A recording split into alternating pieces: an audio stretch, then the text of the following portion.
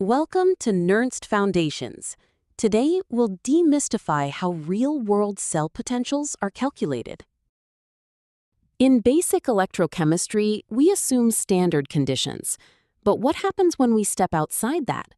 Let's explore non-standard conditions.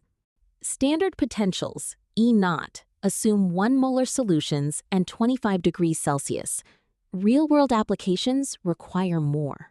Batteries drain as reactants convert to products, causing the voltage to drop from its standard value over time.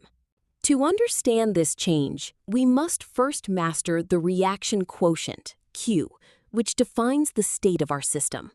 Q is simply the concentration of products divided by the concentration of reactants raised to their stoichiometric coefficients.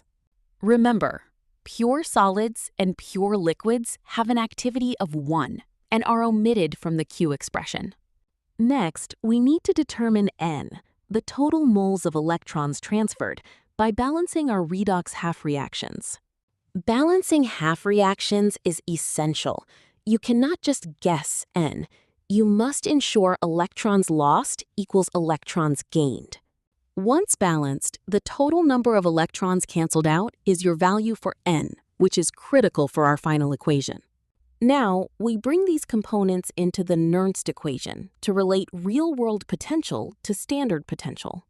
The full Nernst formula accounts for temperature, the gas constant, and Faraday's constant.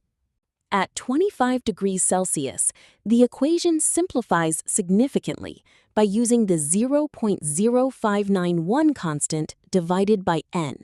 Think of E0 as your base voltage, and the second term as a penalty for moving away from equilibrium. Follow this workflow. Balance the equation, find N, calculate Q, and apply the standard EMF. First, balance your electrons and construct Q.